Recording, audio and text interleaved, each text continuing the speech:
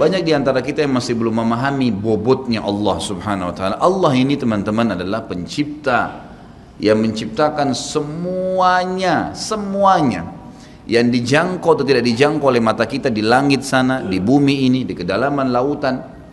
Bahkan Allah memperkenalkan dirinya dalam sebuah ayat yang sangat mulia. A'udzubillahi minasyaitonirrajim. Wa ma tasqutu min waraqatin illa ya'lamuha wa la habbatin fi dhulumatil ardi wa la ratbin wa la yabisin illa fi kitabim mubin. Tidak ada selembar daun yang jatuh dari sebuah pohon kecuali dia tahu, Allah tahu dari pohon mana, berapa kali dia tersentak, kemudian dia jatuh di sisi mana di tanah. Allah semua sudah tahu kapan dia jatuh, kapan daun itu tumbuh. Dan tidak ada biji yang basah ataupun kering di dalam bumi kecuali Allah sudah catat semuanya di Lauhil Mahfuz. Allah itu latif, lembut dan mengetahui segala sesuatunya. Basir, ya, atas melihat semua segala satunya. Allah Maha Kuasa. Makanya tingkat tertinggi dalam iman, dalam agama kita adalah setelah Islam, kalau dia cuma kerjakan rukun Islam saja namanya Muslim.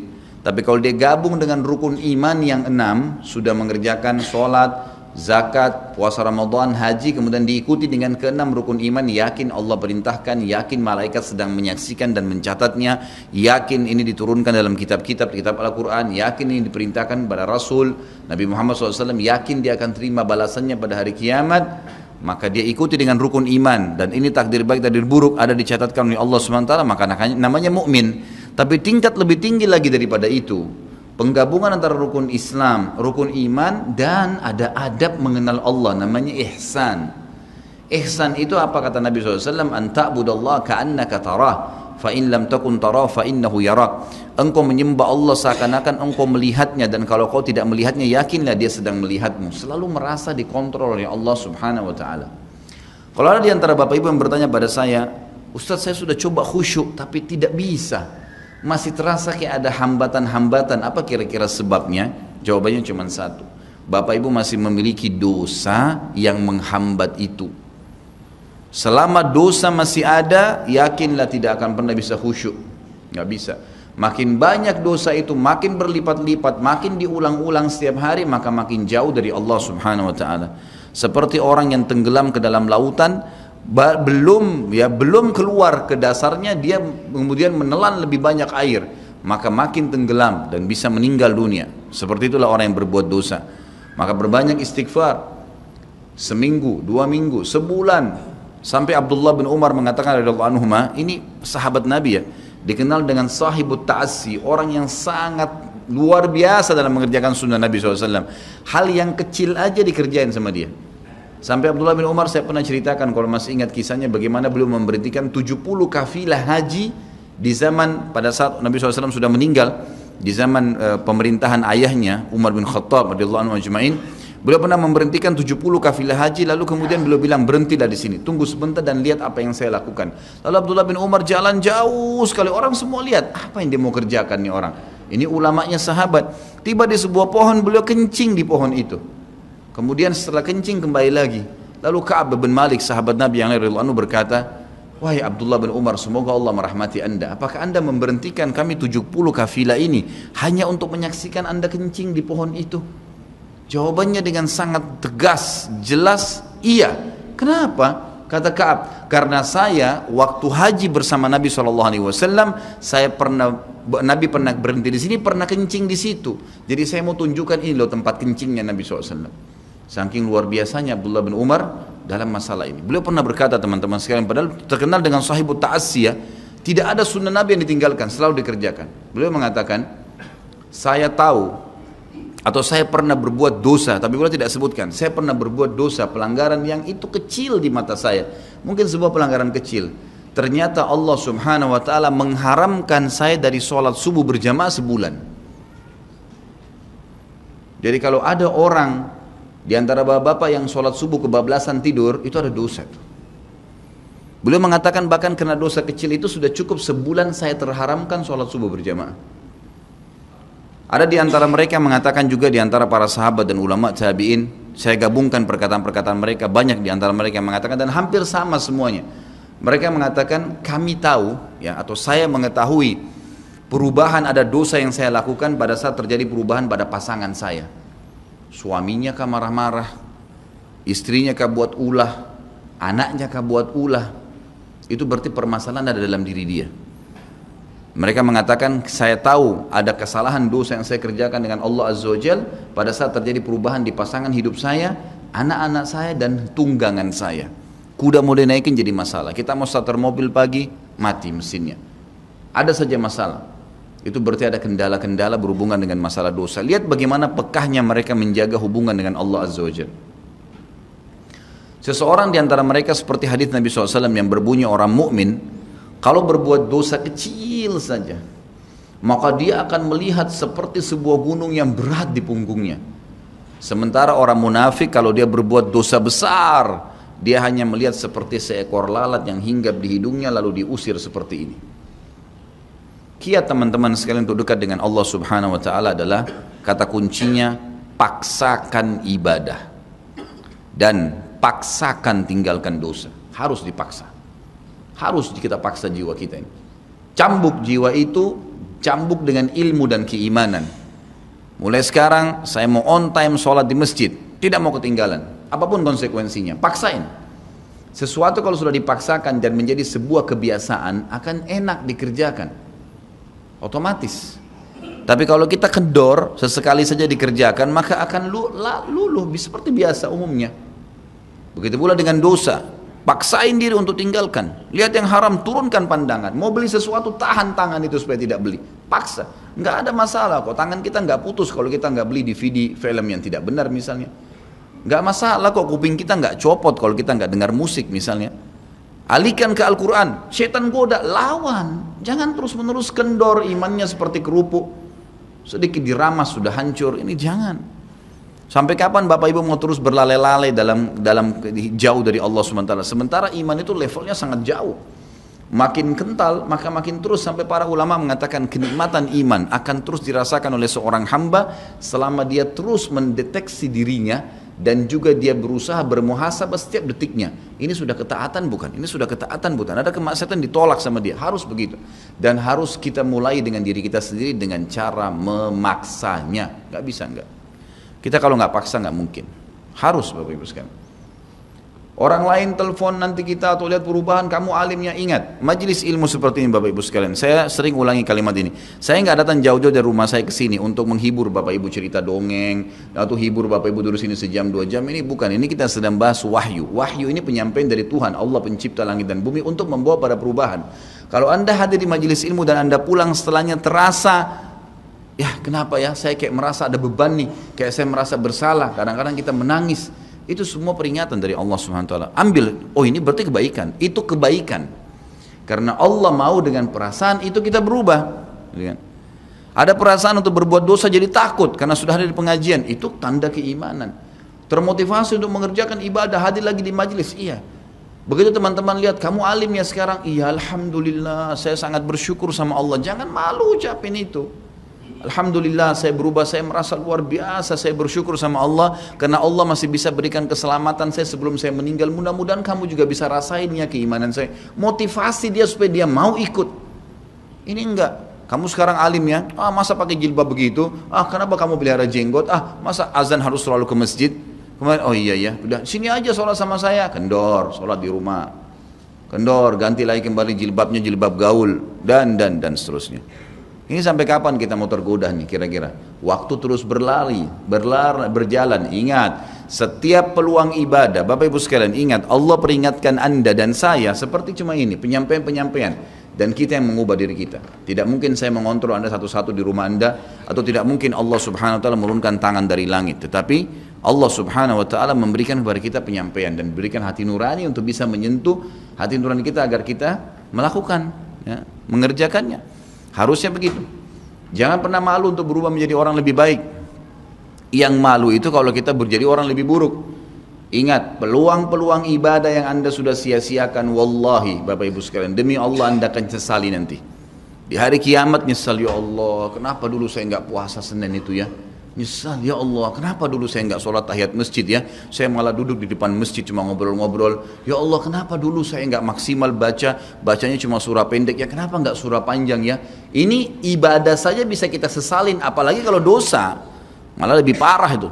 Menyesalnya luar biasa, tapi nggak ada gunanya. Peluang-peluang ibadah yang Anda sudah sia-siakan tidak akan pernah bisa diperbaiki. Nggak bisa. Ini tadi kalau ada orang tidak ikut sholat sama kita berjamaah maghrib misalnya, kemudian mereka ikut di pengajian lalu merasa tersentuh, coba ya saya ikut dari awal ya. Memang betul, penyesalan bagus. Tapi sudah dicatat dan tidak akan pernah berubah di buku amal pada hari itu, jam itu, sholat itu telat. Pahalanya beda dengan orang yang awal waktu.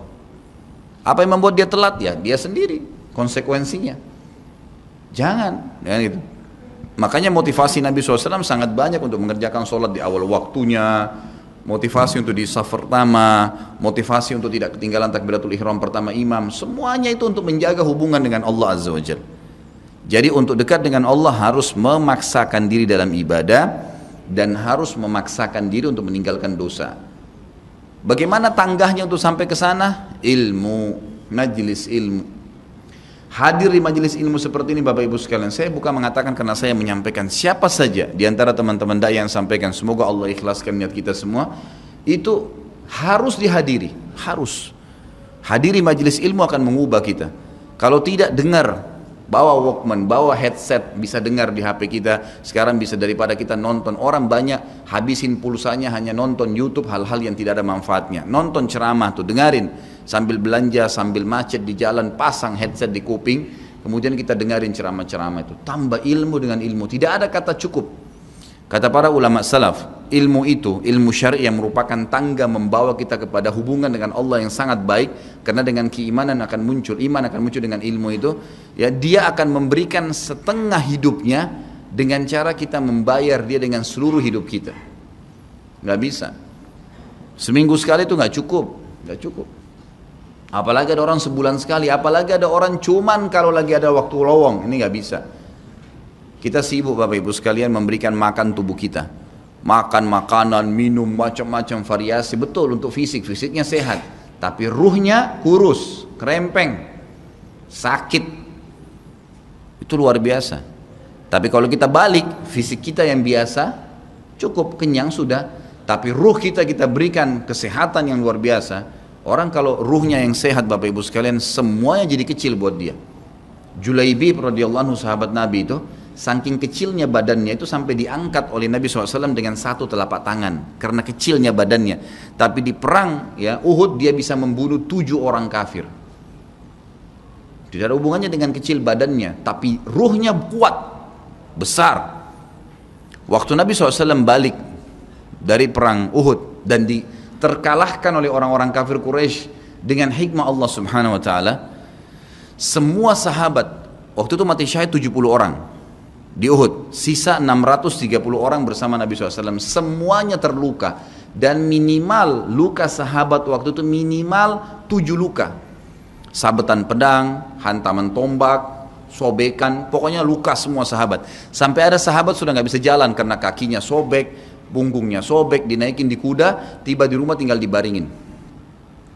Lihat bagaimana para sahabat mengetahui bagaimana hubungannya dengan Allah Subhanahu wa taala dengan ilmu yang sudah tertanam yang Nabi SAW tanamkan dalam hati mereka, bisa mengubah segala sesuatu. Subhanallah, tiba pulang menjelang maghrib ke kota Madinah, istirahatlah para sahabat ini, mereka lagi obatin obat luka mereka. Nabi SAW dapat wahyu menyuruh Nabi SAW dan para sahabat keluar mengejar Quraisy. Quraisy ini jumlahnya waktu itu ya 1.000 orang, 3.000 orang pasukan Quraisy, yang terbunuh cuma sekian belas saja mereka. Dan mereka sudah merasa bangga dan pulang ke kota Madinah, pulang meninggalkan Madinah, karena Uhud itu dekat Madinah. Kemudian mereka bangga dengan itu. Keesokan paginya habis sholat subuh kata Nabi SAW, wahai sahabat-sahabatku, Allah Azza wa Jalla memerintahkan kita untuk mengejar Quraisy. Maka pulanglah masing-masing kalian di suku kalian, lalu motivasi siapapun yang ikut kemarin di Uhud, semua, mau sakit, mau enggak, mau luka, mau enggak, tapi ini luka semua nih, minimal punya 7 luka ya. Kita kadang-kadang mungkin kuku kita kecabut aja sudah susah ke masjid, ini sabetan pedang, sobek, rusak semua tubuh mereka.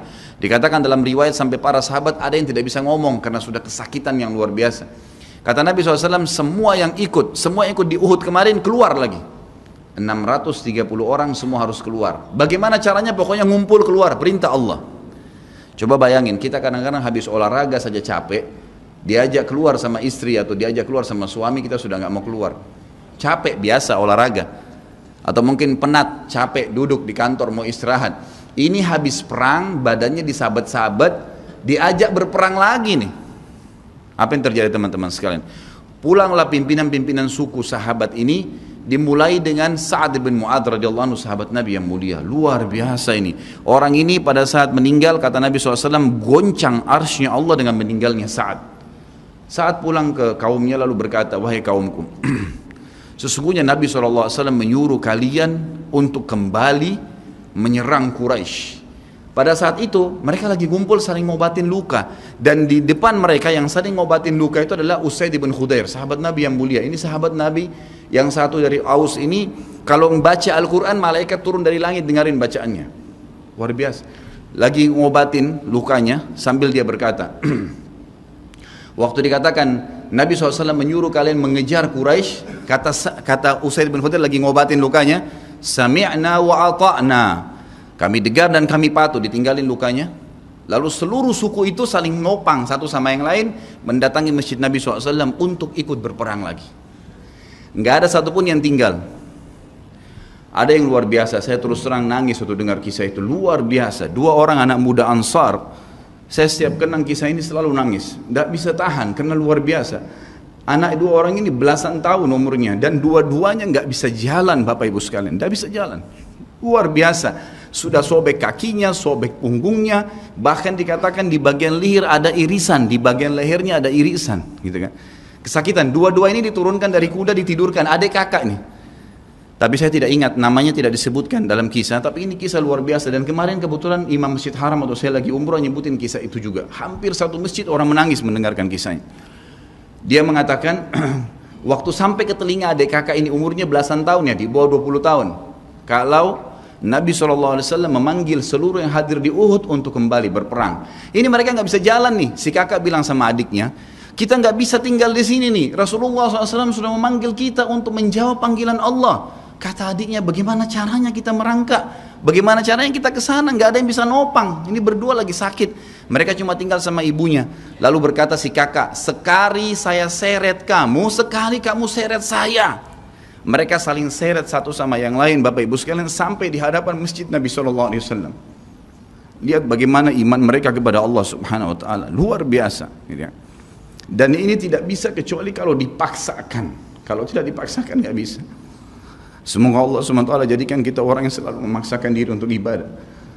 Karena kalau tidak, kita nggak paksakan, kita akan mati dalam keadaan konyol dan menyesal karena tingkatan-tingkatan di surga akan hilang. Percuma.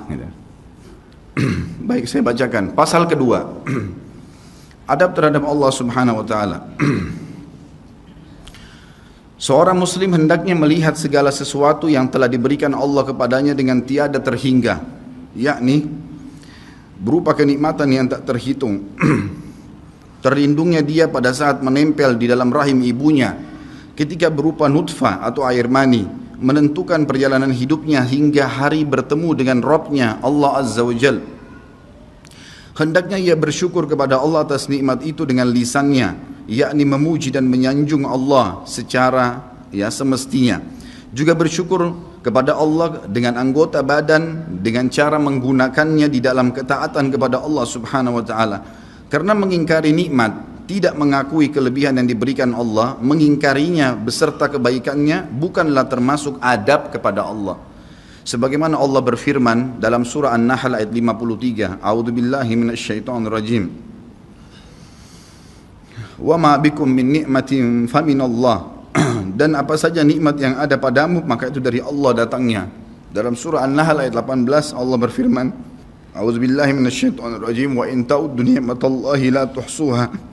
Dan jika kalian menghitung-hitung nikmat Allah maka kalian tidak akan mampu untuk menghitungnya. Begitu banyak nikmatnya Allah, Bapak Ibu sekalian. Kita berbuat maksiat, pelanggaran-pelanggaran, tapi Allah masih bisa memberikan kita oksigen gratis, cahaya masih bisa ditangkap oleh mata kita, telinga kita masih bisa menangkap suara sehingga mengetahui apa yang diinginkan oleh kita. Setelah bertahun-tahun berbuat dosa, dengan taubat kepada Allah, Allah bisa ampuni. Itu luar biasa. Nikmat Allah tidak bisa terhitung. Rugilah orang-orang yang tidak menyembah Allah Subhanahu wa taala. Dan kalau seandainya, kata Ibnu Taimiyah rahimahullah, Orang-orang yang bermaksiat kepada Allah itu tahu bagaimana nikmatnya keimanan yang ada dalam hati kami ini, sehingga kami bisa menangis dan kami bisa merasakan dekatnya dengan Allah, bahkan merindukan surga dan selalu merasa diri jauh dari neraka. Maka niscaya mereka akan membelah dada-dada kami dan mengambil keimanan itu, karena mereka tidak akan pernah merasakannya. Keimanan akan membuat makanan sederhana menjadi mewah, tidur di tempat yang biasa akan menjadi nyaman, bahkan cobaan seberat apapun menjadi kecil buat kita, karena keimanan kepada Allah Subhanahu wa taala. Dan itu sebuah nikmat. Itu hanya bisa dirasakan kalau kita betul-betul memaksakan diri beribadah kepada Allah Subhanahu wa taala. Allah berfirman dalam surah Al-Baqarah 152 dari selanjutnya, A'udzubillahi minasyaitonirrajim. Fadhkuruni azkurkum washkuruli wala takfurun. Ingatlah selalu aku, kata Allah. Selalulah berzikir, selalulah patuh, selalulah kerjakan ketaatan-ketaatan, nikmatilah yang halal, jauhilah yang dilarang, maka aku akan ingat kepada kalian. Bayangkan kalau seorang presiden mengingat kita, bagaimana bangganya kita disebut-sebut nama kita di hadapan orang-orang yang di sekitarnya. Bagaimana dengan Allah pencipta langit dan bumi yang mengingat kita. Dan bersyukurlah kepadaku dan jangan kalian mengingkari nikmat-nikmatku. Oleh karena itu, tidaklah beradab jika seseorang lari kepada sesuatu yang tidak memiliki tempat pelarian, bersandar kepada yang tidak memiliki kemampuan apapun, serta bertawakal kepada yang tidak mempunyai daya dan kekuatan. Allah Subhanahu wa taala berfirman dalam surah Hud ayat 56, A'udzu billahi minasyaitonir rajim, ma min dabbatin illa huwa akhidun binasiyatiha. Tidak ada sesuatu atau tidak ada suatu binatang pun melainkan dialah yang memegang ubun-ubunnya. Allah Subhanahu wa taala memegang semuanya. Harimau pun yang buas. Demi Allah Bapak Ibu sekalian, kalau Anda minta kepada Allah tidak akan bisa menerkam Anda. Pasti itu. Api pun tidak membakar Nabi Ibrahim alaihissalam karena memohon kepada Tuhannya api itu. Semuanya bisa berubah dengan hubungan kepada Allah Subhanahu wa taala. Ini kekuatan yang luar biasa ini. Seseorang kan sangat tenang hidup dimanapun asal dia jaga hubungannya dengan Allah Subhanahu wa taala. Dalam surah Zariyat ayat 50 Allah Subhanahu wa taala berfirman, A'udzu billahi minasyaitonir rajim, fafirru ila Allah inni lakum minhu nadhirun mubin. Bersegeralah kalian kembali kepada Allah, taatilah Allah, sesungguhnya aku sebagai pemberi peringatan yang nyata dari Allah Subhanahu wa taala kepada kalian. Nabi SAW mengingatkan orang-orang Mekah pada saat mau turun ayat ini. Beliau mengatakan, wahai orang-orang Quraisy, apakah kalau saya mengatakan bahwasanya di luar kota Mekah ini ada pasukan yang akan menyerang kalian, kalian akan percaya apa yang saya ucapkan? Kata orang-orang Quraisy, tentu saja hai Muhammad, karena kami tidak pernah dengar kamu bohong sekalipun seumur hidupmu. Maka Nabi SAW segera menunggangi keadaan tersebut, mengatakan, wahai Quraisy, ketahuilah sesungguhnya saya utusan Allah dan di belakang saya ini ada azab yang menyedihkan. Jangan sampai kalian kufur. Jadi Nabi SAW sudah mengingatkan, ikutin ini, nikmatin apa yang diperintahkan, apa yang dihalalkan, jauh yang dilarang, kalian akan bahagia. Hanya itu saja perintah dari Allah Subhanahu wa taala. Nabi SAW sudah mengingatkan orang-orang Quraisy dan juga jadi pelajaran buat kita. Juga dalam firman-Nya surah Al-Maidah ayat 23, A'udzu billahi minasyaitonir rajim wa 'alallahi fatawakkalu in kuntum mu'minin. Dan hanya kepada Allah lah kalian harus bertawakal, mengembalikan semua urusan jika kalian benar-benar orang yang beriman. Sisi yang lain, seorang muslim juga harus melihat kepada kelemah lembutan Allah Subhanahu wa taala kepadanya di dalam setiap urusannya, melihat kepada kasih sayang Allah kepada dirinya dan seluruh makhluknya, lalu berkeinginan kuat untuk mendapatkan tambahan kelembutan dan kasih sayang itu, sehingga dirinya akan selalu merendahkan diri kepada Allah dengan kerendahan yang murni dan dengan doa, bertawassul kepadanya dengan perkataan yang baik dan amal soleh. Kalau kita lagi makan, syukuri alhamdulillah. Dan ingat teman-teman sekalian, saya pernah jelaskan juga, hati-hati dengan hukum syamata namanya. Syamata itu merendahkan orang lain. Kalau ada sesuatu yang tidak ada pada kita teman-teman sekalian, syukurlah kepada Allah Subhanahu wa taala. Jangan pernah sampai menghina orang lain, karena Allah meninggikan derajat kita justru dengan kita bersyukur. Kata Nabi SAW, kalau kalian lihat aib pada diri seseorang, ucapkanlah alhamdulillahilladzi afani mimma btala bihi wa faddalani ala katsirin mimma khalaqa tafdila. Segala puji bagi Allah yang telah menyelamatkan saya dari apa yang dicobakan kepada orang ini dan mendahulukan saya dengan kelebihan yang banyak dari makhluk-makhluk yang lain. Kita harus seperti itu, jangan syamata. Kata Umar radhiyallahu anhu, apa itu syamata seperti ini? Umar bin Khattab berkata, Aku khawatir kalau ada seorang wanita hamil lewat di depanku karena perutnya besar, lalu aku berkata dalam diriku, kenapa ya perutnya seperti itu? Maka Allah menghukumku dengan membuatku hamil, sampai begitu mereka mengatakan, dan berhati-hati sekali dengan kelemah lembutan Allah subhanahu wa ta'ala. Allah lah yang telah membuat binatang yang ada binatang yang indah bulunya, yang bagus tampangnya, dan ada Allah juga ciptakan buruk di mata manusia untuk menunjukkan keajaiban dan kemahakuasaannya Allah. Ada ikan yang indah untuk dilihat, ada ikan yang seperti batu buruk. Kita cuma mengatakan subhanallah yang telah menciptakan yang baik dan buruk, subhanallah yang telah menciptakan yang sehat dan sakit, subhanallah yang telah menciptakan yang putih dan hitam, subhanallah dan subhanallah. Bukan justru kita menghina teman-teman sekalian. Kalau ada sesuatu yang menimpa orang lain yang tidak ada pada kita, syukurilah nikmat Allah subhanahu wa ta'ala, dan jangan sampai kita merendahkan orang lain. Ini semua merupakan adab, kata beliau, terhadap Allah yang menguasainya. Maka bukanlah orang yang beradab orang yang berputus asa dari mencari tambahan rahmatnya yang luas, meliputi segala sesuatu, berputus asa dari kebaikan Allah yang tak terhingga, yang mencakup seluruh alam semesta ini, serta kelembutannya yang tercurah untuk segenap makhluk. Allah subhanahu wa ta'ala berfirman di dalam A'raf 156, A'udzu billahi minasyaitonir rajim, wa rahmati wasi'at kulla syai', dan rahmatku meliputi segala sesuatu. Kata ulama tafsir, hewan pun kalau yang buas kemudian dia menerkam mangsanya, lalu dia meminta maaf kepada Allah, maka rahmatnya Allah akan meliputinya. Seseorang membunuh orang lain pun, sebagaimana masuk dalam sebuah hadis, Allah tertawa melihat dua orang yang saling membunuh, kemudian dua-duanya masuk surga. Lalu para sahabat bertanya, ya Rasulullah, bagaimana ceritanya dua orang itu? Kata Nabi SAW, yang satunya mukmin, yang satu kafir. Lalu kemudian si kafir membunuh si mukmin di kancah peperangan, mati syahidlah si mukmin tadi. Berjalan waktu, si kafir mendapatkan hidayah, akhirnya juga masuk Islam, dan dia berperang lalu dibunuh oleh orang kafir yang lain. Orang mukmin yang pertama terbunuh dengan orang kafir yang akhirnya masuk Islam juga terbunuh di kancah peperangan, dua-duanya masuk surga, dan Allah menyambutnya dengan rahmatnya. Allah tersenyum dan tertawa dengan dua orang ini. Jadi dengan kemahalembutannya Allah subhanahu wa ta'ala. Dalam surah Asy-Syura ayat 19 dikatakan juga, a'udzubillahi minasyaitonirrajim, Allahu latifun bi'ibadi. Allah itu maha lembut terhadap hamba-hambanya. Makanya dalam hadis yang lain dikatakan, ma nazala linu fi syai'in illa zana. Tidak ada sesuatu dikemasi dengan kelemah lembutan kecuali akan menghiasinya. Dikatakan Allah latif, Allah itu lembut, yuhibbul lutf, dia suka dengan kelemah lembutan, gitu kan. Wa ma nuzi'a min syai'in illa syana. Tidak ada sesuatu diangkat darinya kelemah lembutan kecuali akan merusaknya. Tidak ada manfaatnya mencak-mencak, marah-marah tuh. Emosi habisin waktu-waktu kecuali dalam pelanggaran agama saja. Tapi kalau bukan pelanggaran agama, maka jangan, tidak perlu semua. Dikatakan dalam hadis Bukhari, Nabi SAW kalau berhubungan dengan hak beliau urusan dunia, semuanya ditoleransi. Tapi kalau sudah berhubungan dengan hak Allah subhanahu wa ta'ala, barulah beliau tegas. Ya, ini sifat Nabi Muhammad SAW. Kita baca dua ayat lagi baru kita tutup. Sudah masuk waktu?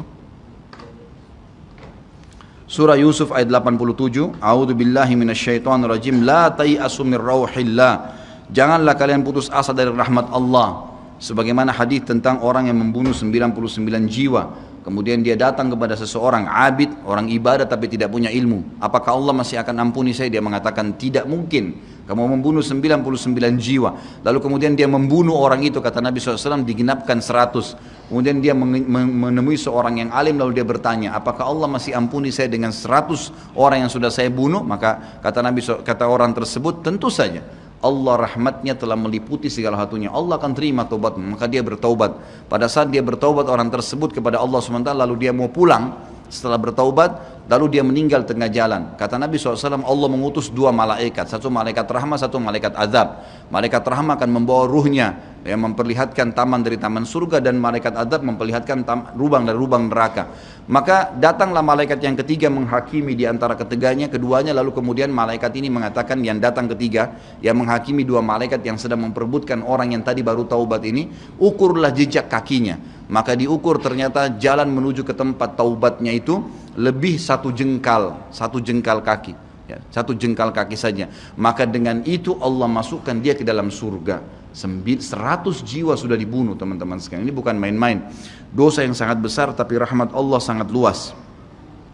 Az-Zumar ayat 53 kata Allah Subhanahu wa taala juga, a'udzubillahi minasyaitonir rajim, wala taqnatu mir rahmatillah. Jangan pernah putus asa dari rahmat Allah Subhanahu wa taala. Paragraf terakhir yang saya bacakan, nanti insya Allah kita lanjutkan setelah sholat ba'diyah isya. Seorang muslim harus melihat bagaimana dahsyatnya siksaan Rabbnya. Allah SWT maha lembut, tapi jangan lupa Allah azabnya sangat pedih. Seorang muslim harus melihat bagaimana dahsyatnya siksaan Rabbnya, kerasnya azab dan kecepatan hisabnya. Kalau datang seketika, gitu kan? Dan tidak ada yang bisa bendung, sehingga dia bertakwa atau takut kepadanya, menjaga diri terhadapnya, serta meninggalkan segala kemaksiatan. Maka ini pun merupakan bentuk adab kepada Allah, sehingga tidaklah seseorang itu beradab menurut orang-orang yang berakal apabila ia menentang Allah dan berlaku aniaya atau zalim. Padahal ia seorang hamba yang lemah, namun justru menentang Rabb yang maha perkasa lagi maha kuasa, maha kuat lagi maha perkasa. Dan Allah berfirman dalam surah Ar-Ra'd ayat 11, A'udzu billahi minasyaitonir rajim, wa idza aradallahu biqaumin su'an fala maraddalah wa ma lahum min dunihi min wal. Dan apabila Allah menghendaki keburukan terhadap satu kaum, maka tidak akan pernah ada yang bisa menolaknya, dan sekali-kali tidak ada pelindung bagi mereka selain Dia. Kalau Allah sudah mau hancurkan, maka tidak akan pernah ada yang bisa membendung. Juga dikatakan dalam surah Al-Buruj ayat 12, A'udzu billahi minasyaitonir rajim, inna batsya rabbika lasyadid. Sesungguhnya azab Rabbmu benar-benar keras. Jadi teman-teman, jangan tantang Allah. Kalau anda buat dosa, lindungi, tutupilah dan bertaubat kepada Allah. Jangan tantang, nggak mungkin lah, masa Allah haramin, ya sudah diolok-olok orang yang berbuat ketaatan, ini berbahaya. Karena kalau datang azabnya Allah, Bapak Ibu sekalian, menyakitkan sekali, sangat luar biasa. Saya sarankan juga anda bisa ya melihat di YouTube azab-azab Allah, itu akan banyak cuplikan yang orang-orang memang kena kutukan dari Allah Subhanahu wa taala. Bisa mudah-mudahan menambah iman kita. Ayat yang terakhir adalah surah Al-Imran ayat 4 yang bunyinya, A'udzu billahi minasyaitonir rajim, wallahu azizun dzuntiqam. Allah itu maha perkasa, maha mulia, dan Allah mempunyai balasan siksaan yang sangat keras. Ingat, Allah memang maha pengampun, tapi Allah juga dari sisi lain azabnya sangat keras. Maka harus hati-hati Bapak Ibu sekalian dalam menjaga hubungan dengan Allah Subhanahu wa taala. Nanti kita lanjutkan lagi dengan yang tersisa setelah salat ba'diyah insyaallah. Subhanakallahumma bihamdika asyhadu an la ilaha illallah astaghfirullah wa atubu ilaih. Wassalamualaikum warahmatullahi wabarakatuh.